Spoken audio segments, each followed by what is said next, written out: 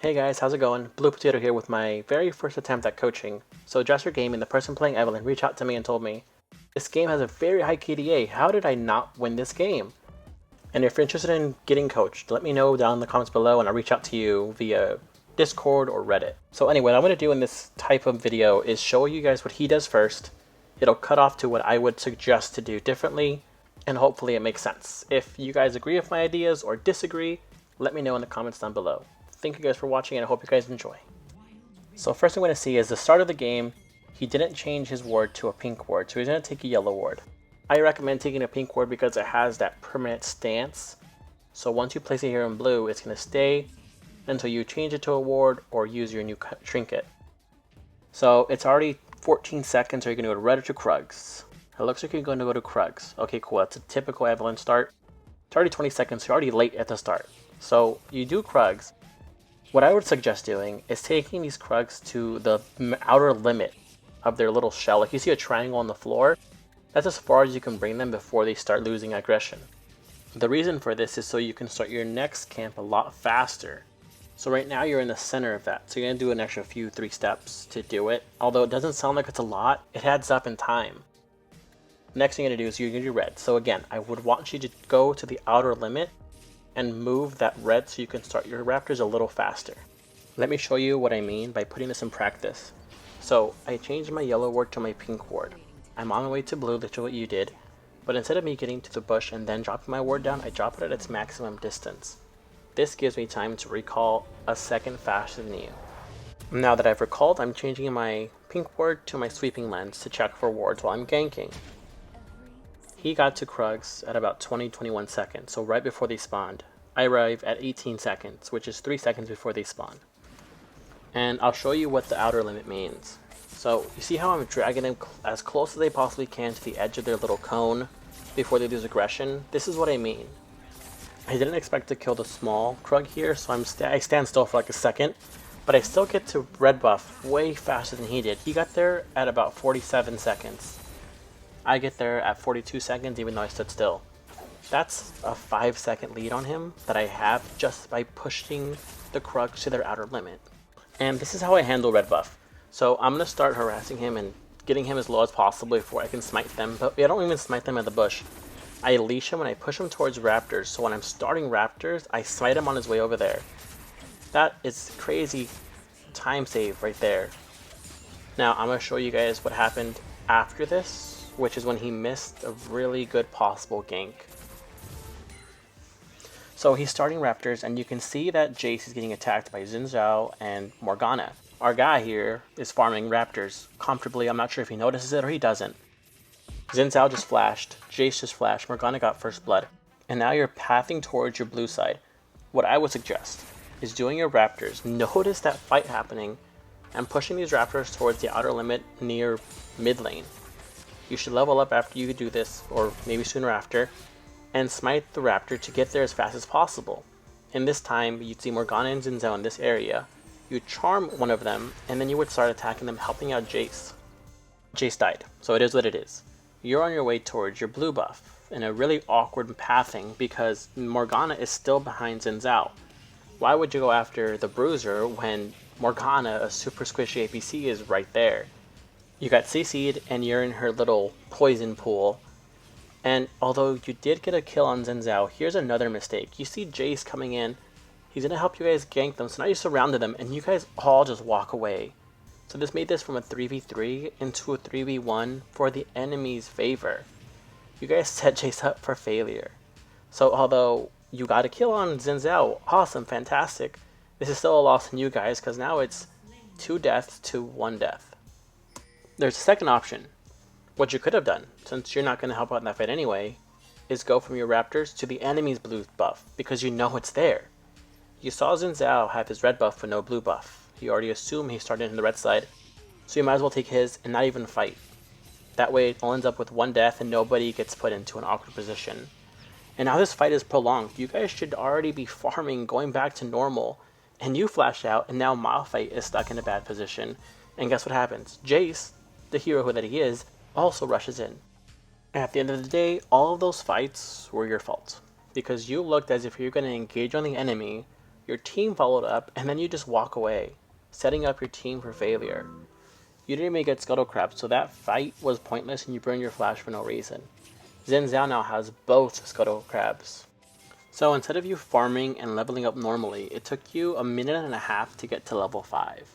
If you had ignored that and done a better macro decision of going to the enemy's side of the jungle and taking his camps, you could have hit level 5 much earlier, which means that you could have helped out your team with better ganks. But now you're behind. Xin Zhao has now effectively ganked bottom lane, middle lane, and Baron lane, while you haven't effectively ganked a single lane yourself. You place your charm here on Jhin, but you're not even in a position to actually effectively use the charm, so that's a waste. He managed to get into the center of it, and when you do attack him, he's not even charmed anymore because that passive time has already gone away. This gank was also not effective. So now it's going to be a prolonged fight. Jhin and Morgana are both there. Morgana sees you, she managed to capture you, and you die. If you had positioned yourself better to use your charm, this gank would have been much faster and more effective. Because you misplayed it, Morgana and Jace had a time to get to Dragon Lane and counter gank you. And take a look at Xin Zhao. He sees that the fight is over at Dragon Lane, so what does he do? He just walks away from it and pushes the lane. That is a good macro decision. He decides, you know what, I'm not going to be effective in this fight, I might as well start pushing and getting more experience points. We're back to jungling our normal route, but I was going to skip forward ahead of this, but I thought I'm going to show you. This again is a waste of time. You can smite them on your way to Raptors, which I showed you earlier. Hopefully when you implement that, you'll notice a much smoother process of leveling up and getting to your next camp a little faster. Coming up next, I believe, is a big team fight that kind of dictates how this game is going to go and how I feel you are mechanically comfortable with Evelynn. You see Corki getting engaged by Nautilus and Xin Zhao. You have Morgana in the middle and Jhin on the top. You choose to go for Nautilus as a tank. So one big problem here is the way you pathed. You went to a position where you have to walk back to the enemy team fight. Secondly, you also chose a tank for no reason. Let me show you what I think you could have done better. So first, let me show you your awkward pathing, right? You walked next to Corki, then you had to walk all the way back. My first option is to go for Jhin, who's a squishy as opposed to Nautilus. You can blow him up at level 6 and you knew it was there. This is your team time to collapse on the enemy team and also allows you to burst down an actual damage dealer. The second option is to go for Morgana, the APC. Same situation, you know she's there because of your minions, and if you had been patient, you could have blown her up too, also allowing your team to have time to collapse and engage on the tanks.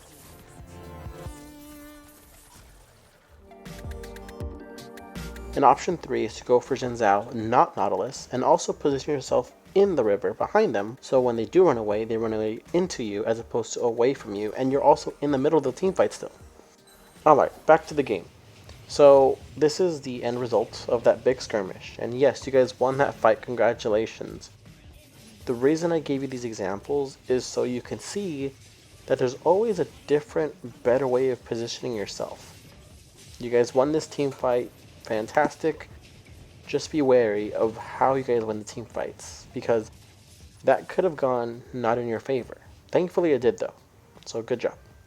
So you guys got Dragon. As a jungler, I would be pinging the Rift Herald, so you guys can all go together. This is another example of when you use your taunting correctly. So you're nowhere near Xin Zhao, and he just got away from you. Your taunt is now on cooldown, you wasted it for no reason. If you want to use your taunt, make sure you're in a position where they'll run into you and you can use it, or you can keep up with them. In this situation, you burned it for absolutely no reason. So I'm not sure if you noticed Jace in the river, but you guys ran away, which means that he had to take more time to get to you guys. You see Nasus is recalling, so that means it's only Xin Zhao and Morgana. Instead of starting Rift Herald, you go for the cannon minion. Morgana used that vision ward to catch you out. And how you guys start Rift Herald when the enemy team has collapsed on you guys instead of backwards. You guys had the priority earlier, but you guys wasted it. You have the Eye of the Rift Herald open, so you just gotta auto it and it's yours. Instead, it looks like you ulted away. Now you have no way of getting away from Nasus, and they're just gonna collapse on you. And believe it or not, the reason you guys lost this fight was because you mistimed your taunt on Xin Zhao way earlier in this skirmish. If you had timed that properly, Xin Zhao would need to recall, which means you alleviate pressure from Rift Herald. So not only did you not pressure Xin Zhao to recall, you also stayed in lane to get one cannon minion as opposed to starting Rift Herald, and your team had the advantage of a 4v2. And so that death cost you 2 turrets. Even though you get one with Corki in the top, you lost middle and you lost Baron lane. And in this situation, you're like, so what, we lost 2 turrets, we can come back. But you can just notice how red team has 2 wards in our side, one next to Evelynn and one next to Nasus. That means that they know where we're at and we don't know where they're at. Thankfully, this team fight goes in our favor because we focused on the main damage carrier, Morgana here. And that's how every team fight should be. Focus on the squishy, worry about the tanks later. Here Morgana wasted her ultimate, her flash, and she died anyway. So yes, unfortunately you die, but you let your team now deal with Nasus and Nautilus, which are much easier to deal with without Morgana in the mix. So we're going to skip ahead to when you respawn, and we see Jhin, right? He just took the top turret, and instead of going for Jhin, you go for your wolves. Now a better way of doing this is to clear the wave out, push the minions towards the enemy side. While you're walking back, take Gromp, take Blue, and take Wolves, once the waves are in a position where they're moving towards the enemy. You also have Rift Herald, so you can go with your invisibility, go take that second tier turret with nobody noticing. I'm going to forward this ahead because I think you're just going to be farming for a little bit. Alright, so Jace is going to get caught out by Xin Zhao. Use your taunt. This is fine because it looks like Xin Zhao backed off because you used it. And at this point, you guys can just back off. Morgana right here missed her snare. You guys are in the clear. However, you choose to turn around and engage. But this is what I was telling you about. You engage and you just run away while Jace and Malphite are following your example. You burn your ultimate and you burn your flash. The other thing is you have Rift Herald here that's going to expire. And just in case you don't remember, it's at the bottom. 4 people died for Rift Herald. So what you're telling me is that 4 people died for you to drop Rift Herald to die, because they're going to kill it really easily. There's no turret near it, so it was just a waste of a Rift Herald. You're going to engage and you're going to die right when Infernal Drake comes out. So what does that mean? The enemy team now has Smite advantage, which means that's a free dragon for them. So when you come back to life, the enemy team took Infernal Dragon. At this point, there's no reason for you to go to the Dragon Pit. The fight is done, whatever happens, happened. You have Rift Herald you can worry about that you can take for free because everyone's fighting. You have 3 lanes you can push out to get some turrets. Instead, you choose to go to Dragon Pit, which is a bad macro decision, and that's a bad micro decision. You ult Nautilus, and you land right next to Nasus. You could have ulted the other way and landed safe away from Nasus, but instead you give him a quadra kill. So, small and big misplays here. Alright, welcome back. So, Nasus managed to take a turret, and he died to Jhin. Now, the fact that you're going to go push this wave in, that's awesome, that's fine. The one thing you're ignoring is the fact that there's a big fight happening in your blue side of the jungle. Xin Zhao and I believe Nasus are jumping Camille, and you're not going to react to it. You're going to instead do Krugs, so you're late to that fight. Like, you're not even reacting to it at all. Like, at this point, stop what you're doing, go help out your team, because your team is so far behind, they need you to help them. Or, if you're not going to help them, push those waves out super hard. Nasus just got a double kill. He's turret diving and got a triple kill. If you had noticed this sooner, this could have been completely avoided by you helping your team kill Nasus. So, in this little section here, Morgana's taking your blue, Jhin is taking inhibitor turrets, and you're chasing the tanks. You're going to get a kill. You're going to get 2 of them. You wasted your ultimate for really no reason. Nautilus would have died within 3rd ability and then 1 ability combo. Jhin is still pushing the turret. And Morgana here is going to go to his rescue. Jhin is not going to die. The problem here is that you are pushing this wave and then just suddenly stop to go middle lane. Like, at this point, the fight is done. There's no reason for you to go to mid. You should just keep pushing that turret all the way until someone tries to stop you. So I'm going to fast forward here because I feel like this is a waste of time. You could have just kept pushing Dragon Lane, but instead you go and get a kill on Morgana. And yes, theoretically that sounds like a great idea, but KDA does not win games. Turrets win games. So here you're still helping out middle lane, but Dragon Lane, that lane you were pushing could have been pushed all the way. You could have taken a turret there, maybe two at this point. Instead, you chose to juice up your KDA and make it look nicer.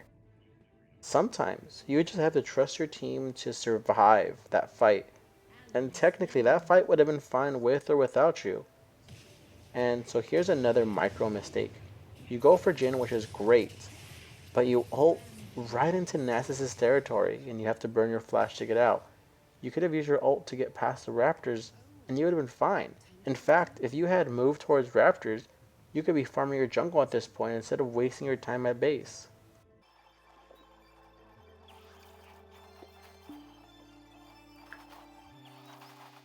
So I want to play this fight in real time. So you have the whole team there, and you chose to taunt Nautilus when Jhin was right there, exposed. And you ult Nautilus, which does little to no damage because he's a tank. That's the premise of him, is to soak up all that damage.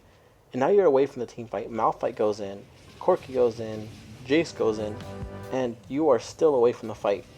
If you had been patient and waited for the right time to go in, because you're invisible, right? You probably could have taken Dragon, killed one of the squishies, but now your whole team is dead, and only two of theirs died. So a lot of little things can change this team fight. If you had chosen the right target, if you had chosen the right time to go in, this team fight could have gone in your favor as opposed to the enemy's favor.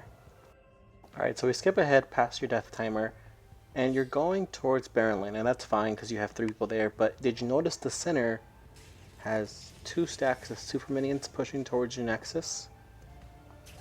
I understand that Krugs are important, yes, but super minions are always going to push much harder than your regular minions. You have Corki there defending it, but you could have defended it. That's a lot more gold than just Krugs. And I'm going to skip ahead past you farming this wave and some of your jungle creeps to another team fight. Both you and Corki are traveling up the river. You take this honey fruit even though Corki has little less health than you do.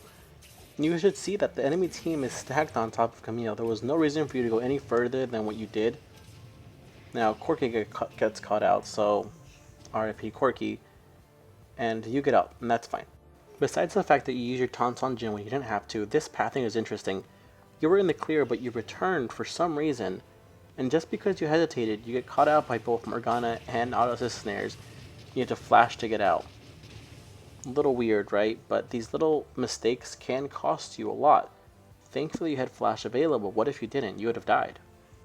By this point of the game, even though you guys are tied at kills at 28-29, the map, right, is decisively more in favor for the red team as opposed to the blue team, which is your team.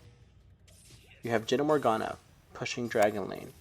You have Nasus pushing Baron Lane. You have super minions pushing the middle lane. And your team has not been able to find a way to get out of this little corner you guys are in. Jhin managed to take another turret on Dragon Lane, so the space you guys have in control is slowly starting to slip away. And here's a bad macro call. You guys send 4 of your teammates to go stop these 3 cannon minions, while you know, and your team should know, that Jhin and Morgana were at Dragon Lane. Nautilus was on his way to Dragon Lane, and so was Jhin. So now you guys are chasing instead of catching. You use your taunt there for Jhin, even though you miss. Jhin walks back into your range, so he has to stasis and flash out. And this is why positioning is so important. So you see Morgana and Jhin are both left alone, and they're the squishies. Corki capitalized on that mistake and killed them both really fast. Just imagine how much easier the earlier teamfights would have been if you as an assassin would have done that, taking care of the squishies as opposed to dealing with the tanks. And thanks to their silly mistake, you guys now have 5 alive versus 1 alive. What are you guys going to do to capitalize on this? You have 3 people recalling. You might as well just start Dragon. But instead you kind of hesitate there, you pause, you stay still. You're not really doing much. You see Nasus is fighting with someone up there, but you're not helping them either. You have 2 people fighting Nasus. And you could have helped them out much sooner than this. This was like a delayed reaction or something. Nasus just popped his Guardian Angel. And Corki is in the mix now, so this Nasus is for sure dead. You used your ultimate, which is great, that's fine. Not necessary, but it is what it is. You gotta kill. And you also got Dragon. Fantastic. And I guess recalling here is fine because you might need an item, but you can also help Jace push out that turret wave, right? Like, just because you killed a big target doesn't mean you have to recall immediately after. If there's things to be done, you should be doing that before you recall. You're practically full HP anyway, what's the harm of pushing out these waves?